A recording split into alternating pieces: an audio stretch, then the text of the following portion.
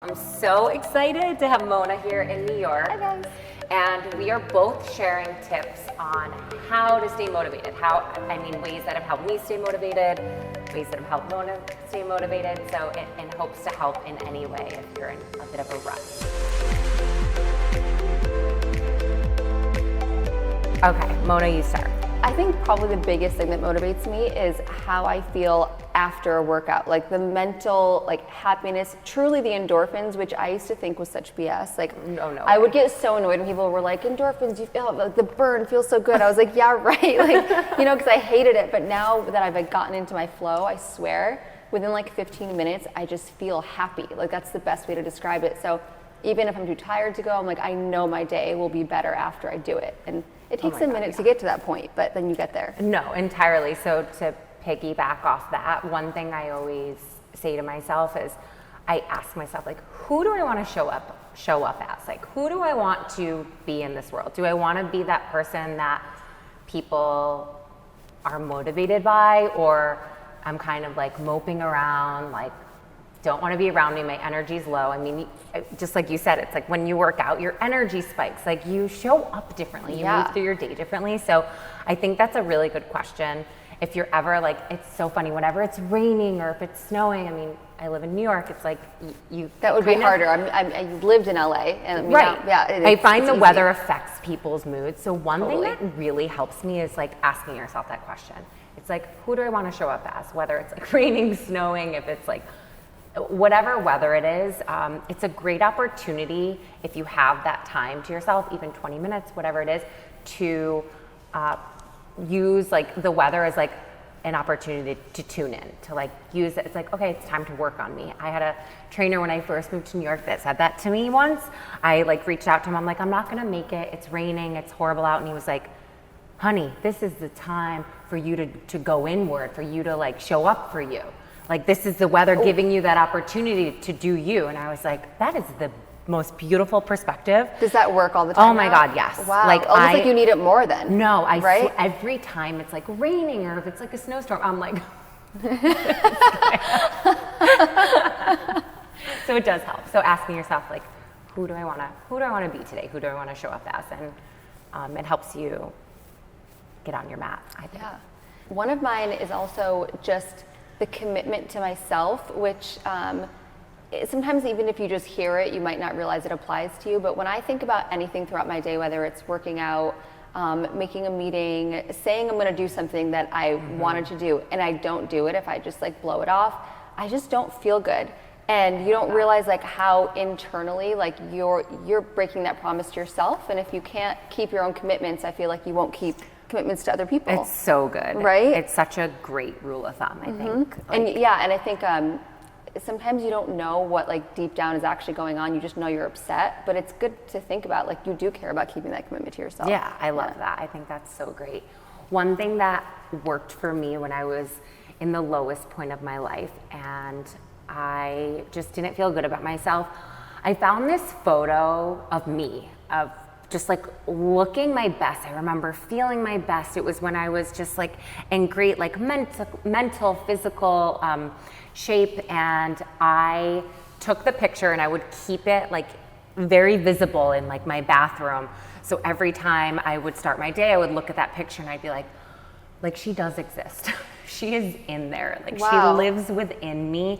I just have to find her again. And when I was working one-on-one with clients, I found that was the one thing that was the biggest takeaway that really made an impact, because it's so easy to scroll through Instagram and be oh, I want to look like her, or she's my fitspiration.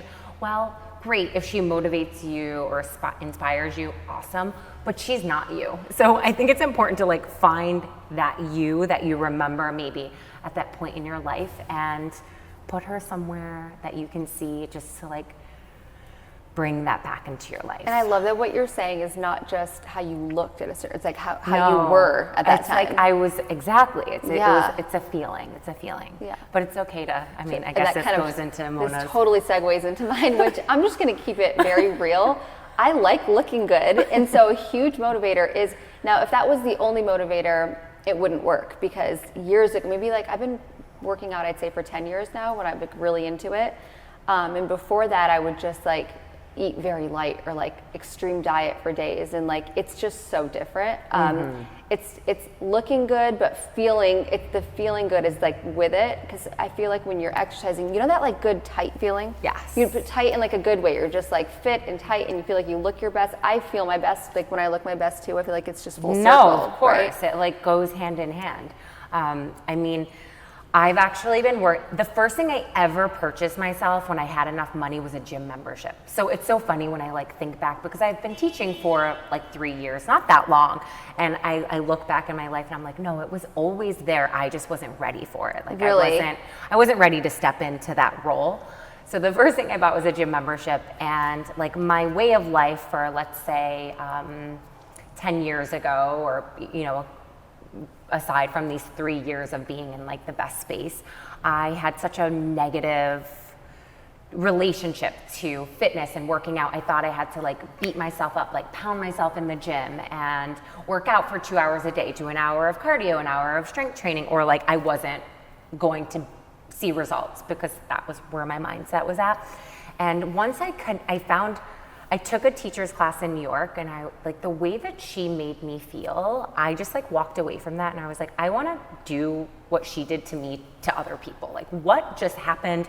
And that was it. It was like, as soon as I connected with a teacher, that made me excited to do a workout. And truly, this is what led me to being a teacher. I mean, taking a class with someone who made me feel amazing, and then I took a class with someone who did not make me feel amazing, and it was like, that was it. It was like the calling just like came loud and clear for me.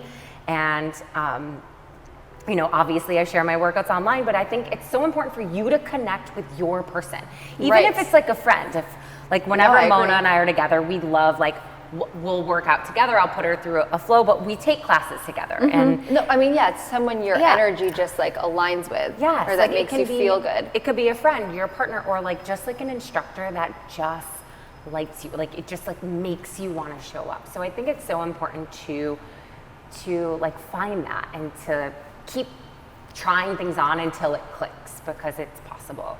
That, I mean, just to kind of add to that, that's actually what first got me into working out. I was 23, and I remember like joining a gym. It's my last year of college, and I was like, okay, let me join a gym. And I found this like cardio kickboxing class, and I came from like a smaller town, so like I was in the city and it was new. I didn't have these options before, and it was so fun. Like now I actually don't even like classes like that, but at the time, at the time it was like fun and energizing and like made me excited to go. And I feel like my like addiction, like in a good way, started there. Exactly. Completely. It's all about that healthy relationship, and it just changes everything. So like I know these things have made such a difference in my life and like helped me become a teacher, which sounds crazy, but and you've like, I remember when you were starting, I feel like you were just and you were like, you know, a little bit like nervous, and you're just so natural at it. So it's so crazy, like in a few years, like what can happen. I still get nervous, but it's like a good, like I have some, you know, some sessions under my belt now, so it's different, but yeah. Let me just throw in one thing. I feel like let's talk about social media really quick. Okay, because some people, I know social media sometimes it can be a little depressing if like you're comparing, but other times I feel like it can be so motivating. Yeah. And following people that also like, there's so many times that I've been like lazy and just like watched your story, and I'm like, all right, and it like oh no, totally. Right, so if you see people, but in a positive way, not if something makes you feel negative, mute them. They won't know you, unfollow them. It's fine. The best feature, mute, right? But the people that do inspire you, I feel like really help me. Totally. Right. I love using it as like a positive tool, and cleaning out anyone who doesn't make you feel that way. So thank you guys so much for tuning in. Please comment below. And Mona, where can everyone find you? You can all find me at Dr. Mona Vand on Instagram, YouTube. It's all the same. Yeah, she's all over the place, guys. Thank you guys. Thanks for having me.